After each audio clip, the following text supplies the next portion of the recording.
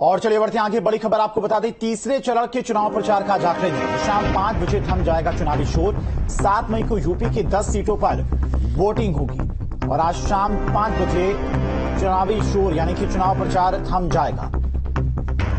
तो तीसरे चरण के चुनाव प्रचार का आज आखिरी दिन है। 7 मई को मतदान होगा। इससे पहले आज शाम 5 बजे तक चुनावी शोर भी थम जाएगा और 7 मई को यूपी की 10 सीटों पर वोटिंग होगी। तो लोकसभा के तीसरे चरण के चुनाव प्रचार का शोर आज शाम 5 बजे थम जाएगा।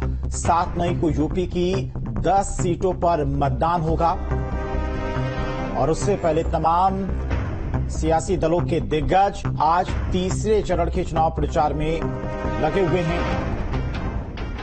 तो 7 मई को यूपी की 10 सीटों पर वोटिंग होगी।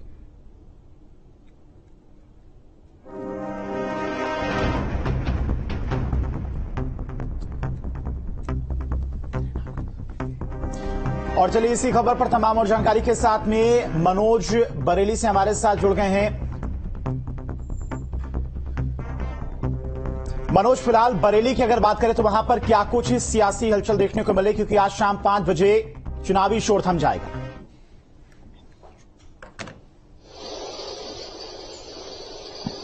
बिल्कुल बताना चाहूंगा कि आज शाम 5 बजे जिस प्रकार चुनाव का जो रण है वो एकदम थम जाएगा, मतदान होना है, तो इसके लिए तमाम बरेली प्रशासन ने कमर कसी हुई है। लगातार जो प्रत्याशी हैं वो मैदान में डटे हुए हैं और शाम 5 बजे तक वो कोई कसर छोड़ना नहीं चाहते, कोई भी ऐसा मौका नहीं छोड़ना चाहते कि उनकी कहीं से भी ढील हो जाए, क्योंकि एक एक वोट बहुत जरूरी है। और यही वजह है तमाम भारतीय जनता पार्टी के प्रत्याशी हों या फिर समाजवादी पार्टी के और अलायंस के इनके पार्टी के जो प्रत्याशी हैं वो लगातार लगे हुए हैं, मैदान में लगातार डटे हुए हैं।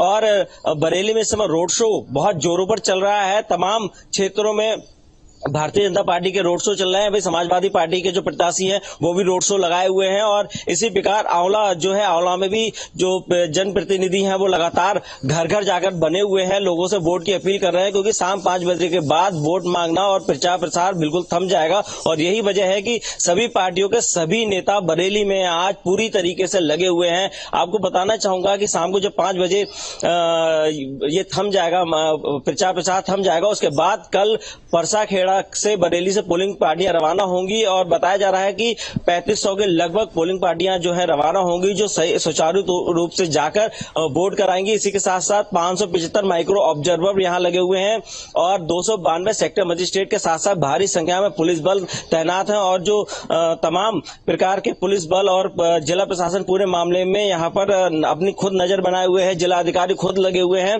ताकि पोलिंग पार्टियां सही से रवाना हो, समय से पहुंच सके और जो मतदान है वो ठीक से कराया जाए। और ये भी लगाया जा रहा है कि जल प्रशासन की तरफ से मतदान प्रतिशत इस बार बढ़ाने के लिए तमाम जो है लोगों को जागरूक भी किया गया है। जी ठीक है, उम्मीद भी हमारे साथ बदायूं से जुड़े हुए। उम्मीद, बदायूं की बात करें तो फिलहाल आज शाम 5 बजे चुनावी शोर थम जाएगा। ऐसे में 7 मई को जब मतदान होगा उसको लेकर प्रशासन की तरफ से किस तरह से तैयारियां की गई हैं, साथ ही साथ फर्स्ट फेज और सेकंड फेज की बात करें तो वहां पर मतदान कम हुआ था, मतदान बढ़ाने को लेकर भी किस तरह से लोगों को जागरूक किया जा रहा है।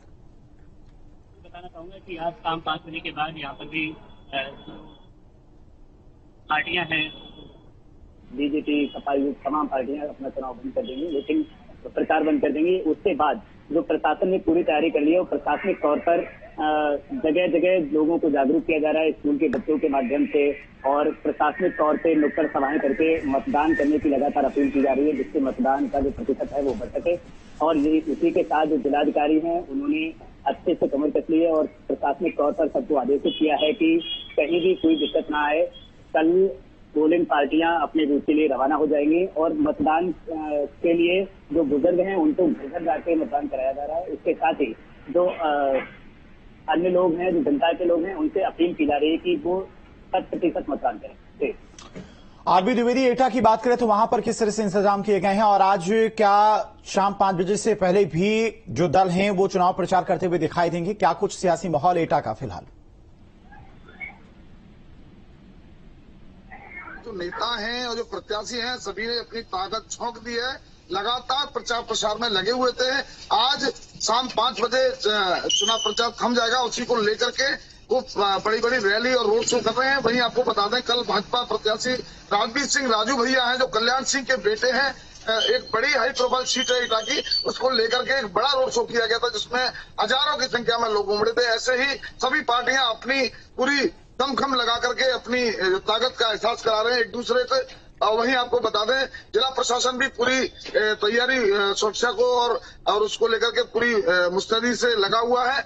और वहीं जो पश्चिम में जो चुनाव हुआ था प्रथम चरण का और दूसरे चरण का, उसी को जो कम मतदान हुआ था उसको लेकर के एटा जिला प्रशासन ने जो कमर कसी है, लोगों को जागरूक कर रहे हैं। जो एटा के जिलाधिकारी हैं प्रेम रंजन सिंह और एटा के एसएसपी हैं राजेश कुमार सिंह, इन्होंने पूरे जिला प्रशासन के जितने भी अधिकारी हैं और कर्मचारी उनको लेकर के भारी संख्या में एक जो 4,000 से 5,000 के बच्चों, स्कूलों के बच्चों को लेकर के पूरे शहर में भ्रमण कराया गया और वहीं लोगों को जागरूक किया गया। तो एक बड़ा अभियान चलाया जा रहा है कम मतदान जो हुआ था उसको लेकर के। और वहीं आज जो चुनाव थम जाएगा उसी को लेकर के सारे नेता अपनी दम लगा रहे हैं। और आज एटा में जलेसर एमडीएम जो मैदान है उसमें अखिलेश यादव भी आ रहे हैं और जिले में कई और बड़े नेता भी आ रहे हैं। तो निश्चित तौर पर आज जैसे ही थम जाएगा तो चुनाव प्रचार थम जाएगा, उसी को लेकर के पूरी सभी दलों के नेता हैं वो अपनी दम लगा रहे हैं। और वहीं आपको बता दें, कल पोलिंग पार्टियां रवाना हो जाएंगी और जिला प्रशासन ने बिल्कुल शांतिप्रिय तरीके से चुनाव संपन्न कराने की शपथ भी ली है और अपने जो अधिकारी हैं, कर्मचारी हैं, उनको बिल्कुल शपथ दिलाई है कि सभी ईमानदारी से, निष्पक्षता से काम करेंगे। और जिला प्रशासन पूरी ताकत से लगा हुआ है लोगों को जागरूक करने के लिए। जी वीरेंद्र। ठीक है, आरबी आपके पास आएंगे। मनोज, अगर बरेली की बात करें तो वहां पर सियासी माहौल क्या कुछ कह रहा है? क्या स्थानीय मुद्दे हैं जिनको लेकर लोग बात कर रहे हैं, स्थानीय मुद्दे हावी हैं, या फिर लड़ाई चेहरों के बीच में है, पार्टियों के बीच में दिखाई दे रही है, लोग पार्टी को देकर वोट करेंगे?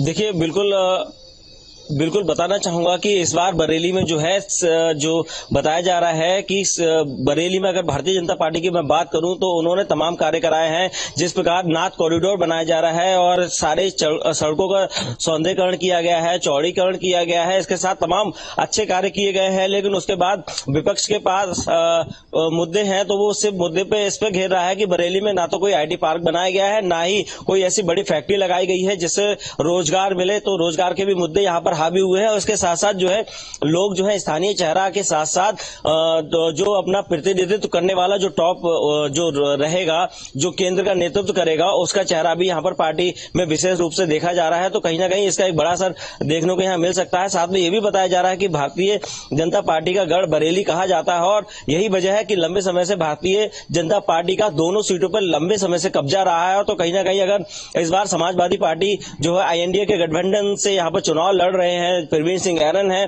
तो वहीं छत्रपाल गंगवार भारतीय जनता पार्टी से है। ये अब देखने वाली बात होगी कि किस प्रकार जो समाजवादी पार्टी है भारतीय जनता पार्टी के गढ़ में छेद कर पाती है या फिर हमेशा की तरह कहीं ना कहीं अपनी मुंह की खाकी बैठेगी। लेकिन लगातार जिस प्रकार के कार्य किए गए हैं बरेली में, तो विकास की बात तो यहाँ पर अच्छे तरीके से की गई है भारतीय जनता पार्टी के द्वारा। लेकिन जो विपक्ष है वो लगातार जो है भारतीय जनता पार्टी को। आपके पास अवनीश मिश्रा भी हमारे साथ जुड़ गए हैं मैनपुरी से। अवनीश, मैनपुरी की बात करें तो सबसे हॉट सीट मानी जाती है मैनपुरी, समाजवादी पार्टी का गढ़ है, लेकिन चुनावी शोर यहां पर कितना दिखाई दिया? कितनी ताकत समाजवादी पार्टी की तरफ से चुनाव प्रचार में दिखाई दी और बीजेपी की तरफ से?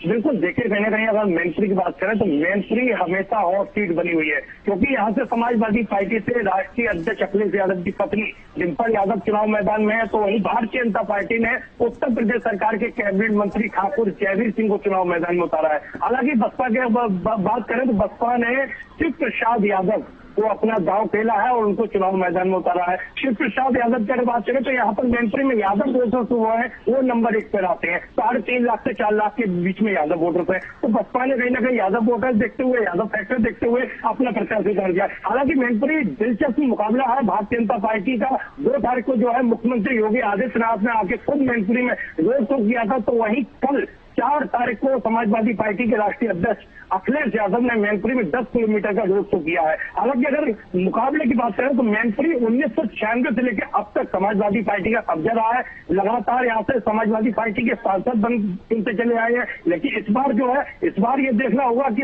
मैनपुरी की जनता जो है वो साइकिल को ही दोबारा से अपना प्रत्याशी बनाएगी या इस बार कमल खिलाएगी। बड़ा दिलचस्प मुकाबला देखने को मिल रहा है। लेकिन 4 जून को जो नतीजे आएंगे, 7 तारीख को मतदान होना है तीसरे चरण के, उसके बाद ही क्लियर हो पाएगा कि मैनपुरी में इस बार साइकिल दोबारा से चलेगी या भारतीय जनता पार्टी का कमल खिलेगा। कहीं ना कहीं परिवर्तन देखने को मिल सकता है या नहीं। अवनीश, मनोज, आपका बहुत बहुत शुक्रिया। उम्मीद और आरबी द्विवेदी आपका भी तमाम सारी जानकारी के लिए बहुत बहुत शुक्रिया। खबरें लगातार जारी